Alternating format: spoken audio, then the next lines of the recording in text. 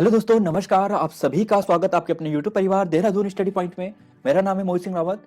तो दोस्तों, जैसे कि हमने आपको पिछली क्लास में बताया था कि यूकेएसएससी के सिलेबस के अनुसार जो महत्वपूर्ण रचनाकार हैं, साहित्यकार हैं, वे हम यहाँ पे डिस्कस कर रहे हैं। और उसी सीरीज में दोस्तों आज ये हमारी दूसरी क्लास है। पिछली क्लास में हमने महादेवी वर्मा जी से संबंधित जो महत्वपूर्ण बातें थी वह डिस्कस की थी, और इस वीडियो में हम मनु भंडारी जी के बारे में डिस्कस करने वाले हैं। तो शुरुआत करते हैं दोस्तों। और हाँ दोस्तों, इस वीडियो की जो पीडीएफ होगी या फिर जो हमारे आने वाली क्लासेस जितनी भी है उन सब की जो पीडीएफ होगी वो हम आपको हमारे Telegram channel Dehradun study point और जो हमारा व्हाट्सएप ग्रुप है वहां पे भी आपको प्रोवाइड कर देंगे। और इन दोनों का लिंक दोस्तों हम वीडियो के डिस्क्रिप्शन में भी आपको प्रोवाइड कर देंगे। तो डिस्कस करते हैं आज के हमारा टॉपिक मनु भंडारी जी के बारे में। मनु भंडारी जी की बात करें दोस्तों तो 3 अप्रैल वर्ष 1931 को जन्म हुआ था, और हाल ही में 15 नवंबर 2021 को मनु भंडारी जी का निधन भी हो गया। तो दोस्तों, करंट अफेयर के पॉइंट ऑफ व्यू से यह बहुत महत्वपूर्ण टॉपिक हो गया है, और आगामी एग्जाम में यूकेएसएससी के एग्जाम में यहाँ से आपको प्रश्न देखने को मिलेगा ही मिलेगा। तो डिस्कस करते हैं। मनु भंडारी जी की बात करें दोस्तों तो जिला मंदसौर यानी मध्य प्रदेश के जिला मंदसौर भानपुरा गांव में 3 अप्रैल वर्ष 1931 को हुआ था। और आरंभिक शिक्षा की बात करें मनु भंडारी जी की तो राजस्थान के अजमेर शहर में हुई थी। दोस्तों, मनु भंडारी जी का जो बचपन का नाम था वह महेंद्र कुमारी था, और उन्होंने जब रचना लिखना शुरू की, उपन्यास लिखने, कहानी लिखने शुरू किए तो उन्होंने मन्नू नाम का चुनाव किया, और भविष्य में आगे जाके वे मन्नू नाम से ही जाने जाने लगे। मनु भंडारी जी की बात करें साथियों तो कहानियां और उपन्यास दोनों में ही काफी प्रसिद्धि मिली। अगर कुछ उपन्यास की बात करें दोस्तों, जैसे हम बात करें आपका बंटी हो गया, बहुत ही प्रसिद्ध उपन्यास है। आपका बंटी हो गया, महाभोज हो गया, ये 2 उपन्यास इतने प्रसिद्ध उपन्यास थे कि इन्हें विश्व के जो सर्वश्रेष्ठ उपन्यास है उनमें इसकी संज्ञा दी जाती है। काफी प्रसिद्ध उपन्यास हैं। तो आपका बंटी उपन्यास हो गया, महाभोज जो उपन्यास हो गया, यह भी मनु भंडारी जी के प्रसिद्ध उपन्यास हैं। इसके अलावा दोस्तों एक उपन्यास और भी है, जैसे 1 इंच मुस्कान, जो उन्होंने अपने पति राजेंद्र यादव जी के साथ मिलकर लिखा था। और इसके अलावा एक नाटक हो गया बिना दीवारों के घर। अगर दोस्तों महाभोज के बारे में बात की जाए कि इसका जो मेन थीम थी क्या थी, तो महाभोज जो उपन्यास था उसका जो मुख्य विषय था वह यह था कि जो नौकरशाही है, यानी उनमें जो व्याप्त भ्रष्टाचार वगैरह होता है, और उसके बीच में जो आम आदमी की जो पीड़ा होती है, दर्द होती है, उसको गहराई को यहाँ पे समझाने की कोशिश की है मनु भंडारी जी ने। तो महाभोज उपन्यास भी काफी प्रसिद्ध है, यह भी आपको ध्यान रखना है।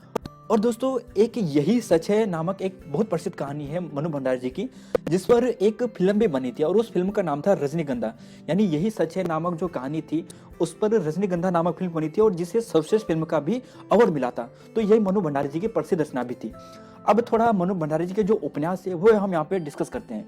दोस्तों, मनु भंडारी जी के उपन्यास की बात करें तो कुछ महत्वपूर्ण उपन्यास है। जैसे बात करें, अभी हमने डिस्कस किया था महाभोज, और आपको इसका पब्लिकेशन जो ईयर हुआ था, कब पब्लिश हुआ था, वो भी ध्यान रखना है, 1982 में। इसके अलावा दोस्तों एक उपन्यास है स्वामी उपन्यास, एक बहुत ही प्रसिद्ध उपन्यास हो गया। जैसे आपका बंटी हो गया, और आपका बंटी का दोस्तों आपको इसका जो पब्लिकेशन ईयर था यह भी ध्यान रखना है, 1971। और इसके अलावा एक और उपन्यास ध्यान रखना है, वह है 1 इंच मुस्कान। तो मनु भंडारी जी के आपको केवल 4 उपन्यास ध्यान रखने हैं। एक है महाभोज, स्वामी, आपका बंटी और 1 इंच मुस्कान। तो जो आपका बंटी नामक जो प्रसिद्ध उपन्यास है मनु भंडारी जी का, उसके बारे में थोड़ा डिटेल डिस्कशन देखते हैं, क्योंकि आने वाले समय में जो हमारा आयोग है यूकेएसएससी, वो इसके मुख्य पात्र भी पूछ सकता है। इसके अलावा जो इसका मुख्य विषय क्या है वह भी आपको पूछ सकता है। तो आपका बंटी जो उपन्यास है उसके मुख्य पात्र की बात करें तो एक तो बंटी हो गया। इसके अलावा जो एक अन्य पात्र है वह है शकुन। शकुन यानी बंटी की माँ, जो वहां के एक कॉलेज के प्रिंसिपल भी हैं, और आधुनिक स्वतंत्र विचारों वाली एक स्त्री है। इसके अलावा एक पात्र आता है अजय। अजय की बात करें यानी बंटी के पिताजी हैं। और डॉक्टर जोशी यानी शकुन की माता का जो दूसरा विवाह होता है डॉक्टर जोशी से, वह पात्र है। इसके अलावा दोस्तों एक पात्र और है, वह है मीरा। मीरा यानी अजय की दूसरी पत्नी, जो बंटी की सौतेली माँ भी हैं। तो इस उपन्यास की बात करें दोस्तों, मनु भंडारी जी ने इस उपन्यास के माध्यम से यह समझाने की कोशिश की है, बताने का एक मार्मिक दृश्य यहाँ पे दिया है कि पति पत्नी का जो संबंध होता है, यानी जब संबंध विच्छेद होता है, यानी जब तलाक होता है, तो उससे जो उनका बेटा है बंटी है, उसकी क्या मार्मिक दशा होती है।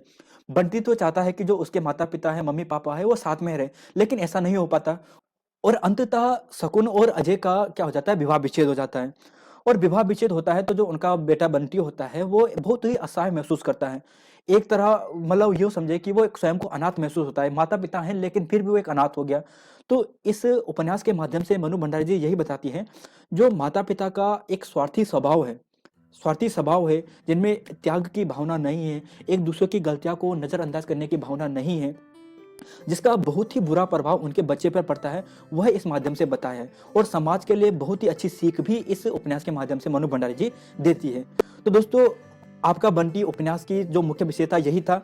अब हम मनु भंडारी जी के जो महत्वपूर्ण कहानी है वो डिस्कस करते हैं। जैसे कहानी की बात करें दोस्तों, एक कहानी है जैसे एक प्लेट सैलाब हो गया।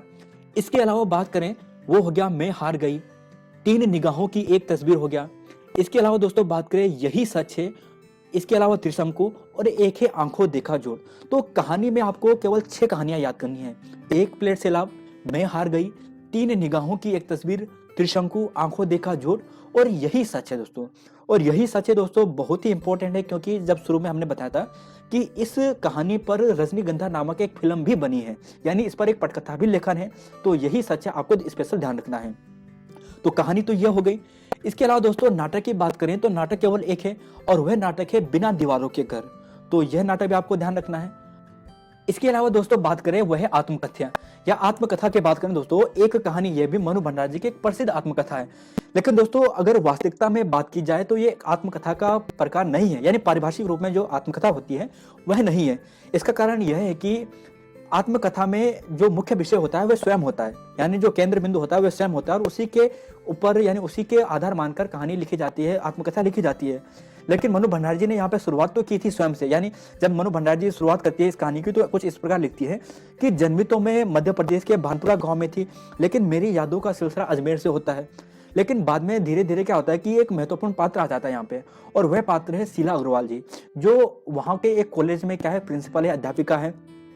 और उन्हीं पे चर्चा, मतलब उन्हीं पर वो केंद्र बिंदु रहता है, यानी इस मुख्य विषय का जो आत्मकथा का जो मुख्य विषय रहता है उन्हीं के अंतर्गत रहता है। और फिर स्वतंत्रता आंदोलन की ओर ये अग्रसर हो जाते हैं। तो आत्मकथा का प्रकार है लेकिन आत्मकथा नहीं है, लेकिन आयोग आत्मकथा ही मानेगा। तो एक कहानी यह भी मनु भंडारी जी की प्रसिद्ध आत्मकथा है। और इंपॉर्टेंट दोस्तों यह है कि एक कहानी यह भी आत्मकथा के लिए 2008 में व्यास सम्मान से सम्मानित किया गया। तो आगामी एग्जाम में यह प्रश्न बनेगा कि व्यास सम्मान मनु भंडारी जी को किस रचना के लिए दिया गया। एक कहानी यह के लिए दिया गया था, यानी एक कहानी यह भी, और कब दिया गया, 2008 में दिया गया। इसके अलावा दोस्तों यहाँ पे कुछ पुरस्कार भी हैं। जैसे महाभोज की बात करें, महाभोज के लिए 1980-81 में उत्तर प्रदेश जो हिंदी संस्थान है उनके द्वारा सम्मानित किया गया था। भारतीय भाषा परिषद द्वारा 1982 में भी सम्मानित किया गया था। काला कुंज सम्मान से सम्मानित किया गया था 1982 में, है ना। और इसके अलावा दोस्तों ध्यान रखना, जो 18वां जो व्यास सम्मान है वह भी मनु भंडारी जी को एक कहानी यह भी के लिए दिया गया। तो दोस्तों मनु भंडारी जी के जीवन परिचय से संबंधित महत्वपूर्ण बातें यही थी, और उम्मीद है दोस्तों आगामी एग्जाम में आपको यहाँ से प्रश्न देखने को मिलेंगे। तो धन्यवाद दोस्तों, मिलते हैं आपको नई वीडियो में। जय हिंद दोस्तों।